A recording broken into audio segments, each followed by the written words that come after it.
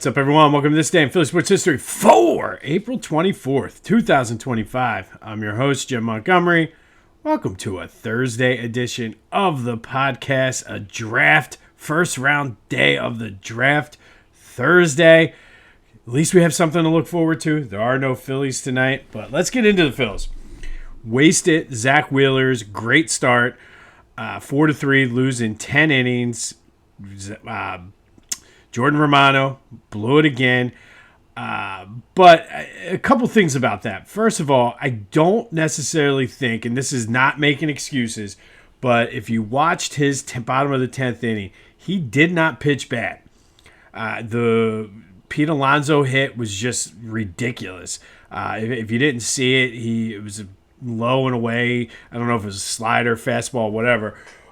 Alonso reached for it and muscled it with one hand, got a double out of it. Not necessarily Romano's fault. He got a strikeout. And then Sterling Marte's hit was just pure strength. I mean, it was a good hit, broke his bat, blooped it right where the fielders were.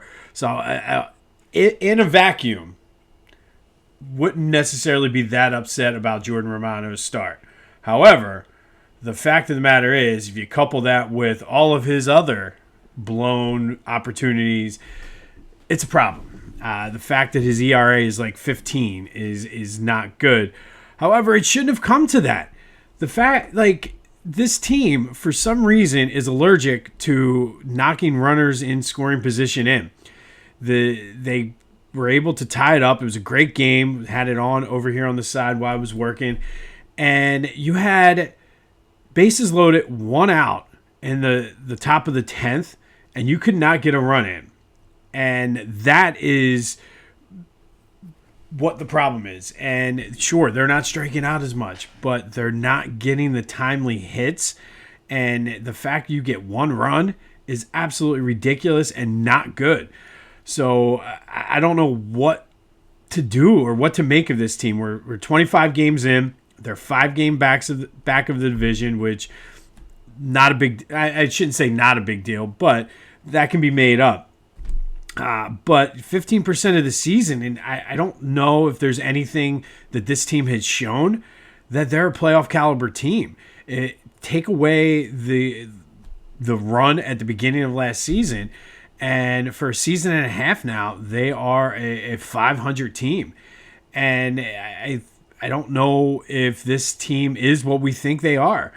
They're capable of going on runs and stretches like that, but for the most part, they are what they are, and maybe our expectations were too high for them. I don't know. And the worst part about it all is they're not fun. I talked about it yesterday. They have no heart. They're soft. They're not a fun team to watch.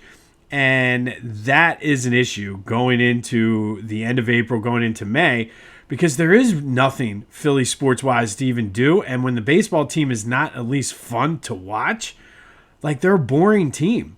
And I don't know if it's because they're playing tight and they're pressing too much because the expectations and the anxiety levels are high because they know it's a do or die. I don't know. I don't know if Rob Thompson, and it's one thing to say it, but whether or not they actually believe it and do it, I don't know. Go in, just relax, have fun. And I don't know, but they're not a fun team. Swept out of New York, which is just bad from a standing standpoint, but I hate the Mets. I absolutely hate the Mets. And the fact that they went up there and they were singing their 80s songs and My Girl and all that stuff, it was annoying. It was frustrating. And I don't know where they go from here, but 25 games in, there is time. They're in Chicago this weekend. The Cubs are not a bad team. I wouldn't be surprised if they lose 2 of 3 or get swept in Chicago too. I mean, something needs to get done. And it's more annoying that Zach Wheeler, other than the mistake he made, and I mean, he made a mistake and that dude crushed that home run. Other than that, he had 9 strikeouts and was just efficient, a typical Zach Wheeler start. And you get 3 runs. You leave, once again, a ton of runners on base. in the 10th inning, you can't get a run in. Come on now. Like, that's the frustrating part. Some other takeaways, though. Kyle Schwarber is about, and I guess you could say Bryce to a certain extent. Bohm extended his hitting streak, so after his early season struggles, he seems to be turning around. But Kyle Schwarber is the only guy that showed up to play every single day. Has going back to last year, I guess, a 31-game on-base streak. So he's been on base in every game this season. At least somebody's showing up, and I don't know. Somehow they need to take what Kyle Schwarber's doing and bottle it up and give it to the rest of the team. But look, they're off today.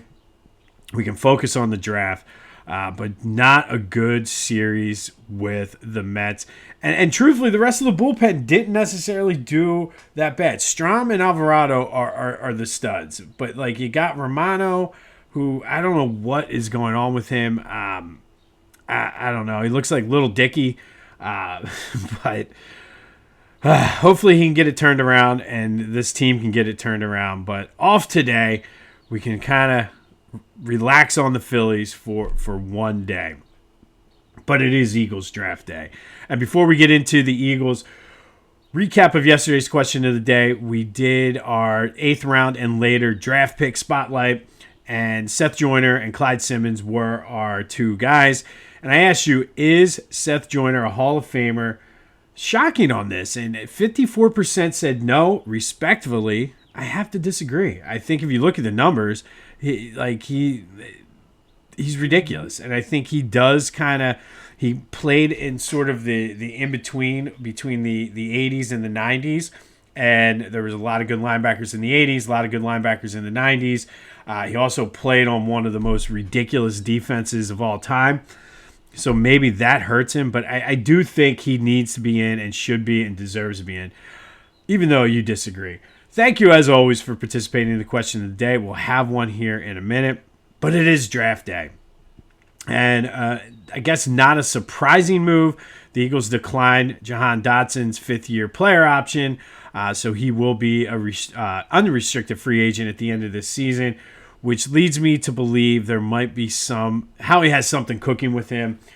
We'll see what happens. But as he got comfortable, he played decently in the playoffs in the Super Bowl as your third option. So we'll see what Howie has cooking now that he's declined Dotson's 5th-year option.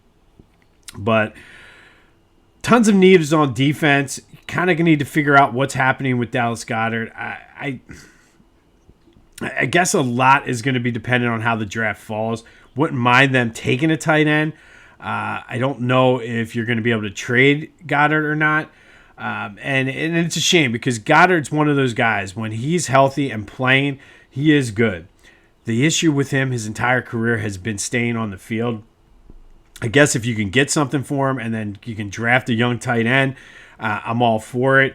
I don't know how he's going to handle it coming in with knowing he's on a contract year.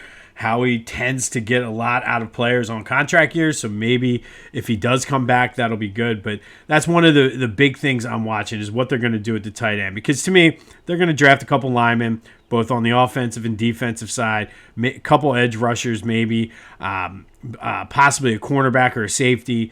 I think the blueprint is pretty well laid out. I don't necessarily think there's going to be any surprises a la Jalen Hurts back in 2020. Maybe they trade Tanner McKee. Who knows? Maybe Kellen Moore wants him in New Orleans. But they have 20-some picks over the next 2 years. And I wouldn't be surprised if Howie does make some moves with some of those picks and it kind of pushes that can down the road a little bit because they're in a good position where you're the defending Super Bowl champs. Yes, you have some needs, but you have the draft capital to pretty much do whatever you want in this draft, but also set yourself up for future drafts and sustain the success that they've been having. So I'm looking forward to it. Likely will not be awake tonight when the Eagles pick at 32. And I've heard a lot of people saying through social media they can't wait to wait up all night for the 32nd pick only to have Howie trade it. But we'll see. Draft is always fun. I believe it's out in Green Bay this year. So anxious to see what the Eagles have and Howie Roseman have up their sleeves for tonight. But that is today's question of the day. First round of the draft is tonight. Will they trade up, trade down, or make the pick? That is the question of the day. 267-495-8531. That's the Back to the Future voice and text line. Get that. Anything else Philly sports related off your chest. If you want to vent about the Phils, we can do a Thursday therapy session. Vent about the Phillies and get your frustrations out. Take that negativity and release it into the ethos. But what are the Eagles going to do, or what would you do if you were the Eagles? Would you try to trade up, trade down, stand pat? I guess obviously a lot's going to be dependent upon how things fall. But if you're Howie Roseman, what would you do? I think I would see kind of how it falls, and I think any and all three of these options are on the table. I know that's kind of a cop-out, but we'll see. But nothing today will surprise me. But draft tonight, I believe it starts at 8, 7. But either way, we'll be tuning in because at least we don't have to deal with the Phillies. All right, let's do some quick housekeeping notes. And we talked the other day about the Penn Relays starting in 1895. They get kicked off today down at Franklin Field. I highly recommend if you get a chance to ever attend the Penn Relays to absolutely go and see them. It's fun. I would imagine at some point some of the professional and college, there's going to be some sort of TV coverage of it. I did see there's a subscription service on the Penn Relays website if you want to subscribe to that. But the Penn Relays, a Philadelphia institution, they get underway later this morning. Be sure to follow me on social media, Jimbo_Mott on Twitter and TikTok, on Instagram at PhillyJimbo. Subscribe to the YouTube channel, Jimbo_Mott, and continue to spread the word as we grow this thing, spreading like the little dandelion white things in the wind is how we're doing. And that's how this thing is going to grow. Spread the word. If you're enjoying this, likely someone in your network will as well. And then be sure to check out my social media for any highlights, clippings, photos, things like that, talking about what we discuss on this day in Philly sports history, including my Facebook and LinkedIn. All right, time for our Tankathon simulations. And I ran both this morning, and it was a good day for both the Sixers and the Flyers. First, the Flyers maintained the 4th pick in the draft today. Seems like that. I'm starting to see the trends. Seems like they're going to be right in that 4 or 5 range, which is a good thing. Possibly they move up. The Sixers, though, they have lost their pick the past 2 days. And where do they end up today? They moved up to the number 2 spot. So the Sixers get the number 2 pick today in our Tankathon. We will continue to run the simulations every day until both the NBA and NHL draft lotteries happen. Next week, I'll start looking at the trends and we should have a clearer picture then of where the odds say the Sixers and the Flyers will pick in their respective drafts. Check out my friends over at the Clashing Conferences podcast. Lots of great things happening on their Sports Fan Network. Go to clashingconferences.com for details to see how you can get involved, what they have to offer, and then check out their podcast on anywhere you get your podcasts as well as on YouTube. Steven and the crew over there are doing great things. Good guys, entertainment. So go check them out. And then do some shopping at Philly Goat. It's going to be another beautiful day. Get your tees, get your shoes, your slides, pick up some rocks glasses, buy some artwork. They got you covered for everything Philly sports that you need. Great shirts. Like I said, every day I'm like, every time they come out with a new shirt, I'm like, here we go. Got to get that one. Got to get that one. I've talked about the shoes. The shoes are phenomenal. But really excited for the partnership they have with Jordan Spector. And if you haven't checked out Jordan Spector's art, check it out on Philly Goat and use the promo code Jim Montgomery to take 10% off your order. That's phillygoat.com. Promo code Jim Montgomery to take 10% off of your order. All right, so let's try to infuse some positivity into our lives. And let's go back to 1967. And on this day in 1967, the Sixers won the NBA championship, beating the San Francisco Warriors at the time, 125-122 in Game 6. Wilt Chamberlain went off for 24 points, 23 rebounds. Luke Jackson added 21 rebounds himself. Wally Jones led the Sixers with 27 points. Rick Barry for the Warriors had 44 to lead all scorers. And it was the Sixers' second title in franchise history, their first in Philly. They did win one as the Syracuse Nationals back in 1955. And this was an interesting story because the Sixers moved from Syracuse in 1963. The Warriors were in Philly, moved to San Francisco. So essentially, the Sixers were the Warriors' replacement in Philly. But this 66-67 team is considered one of the greatest in NBA history. They have one of the top 5 regular season winning percentages of all time. In the past 20, 25 years, there's been a lot of good teams like the Warriors. And I don't even know, it might be more than 25 years now. But the Last Dance, Chicago Bulls were a good team. But still, one of the greatest teams in NBA history won the NBA championship today. The 1966-67 Sixers beating the Warriors 125-122. They won it out in San Francisco. Today was Game 6, and the Sixers were NBA champions on this day. So it's a little bit of trying to infuse some positivity. And because we need some positive vibes after the Phillies debacle in New York this week, I'm going to give you a little bit of a bonus today. And on this day in 2020, little did we know at the time, as we're kind of figuring out COVID, the draft was virtual. Roger Goodell was broadcasting from his office. Fans were on Zoom calls. And I remember we had a Zoom call in my basement, having a couple beers, watching the draft unfold. But little did we know it at the time, on this day, the seeds were planted for the Super Bowl 59 champion Eagles. They took Jalen Hurts, a surprise pick kind of in the second round, number 53 overall, due to their lack of confidence in Carson Wentz. But Jalen Hurts was drafted on this day. The seeds were planted 4 years, or I guess technically 4 seasons, 5 years later, the Eagles would be Super Bowl champions. So there's your positivity for Thursday. Let's kind of flush out those negative vibes of the Sixers, or the Sixers too, but of the Phillies. But on this day in 67, Sixers win the NBA championship, and then in 2020, the Eagles drafted Jalen Hurts, setting the tone for Super Bowl 59.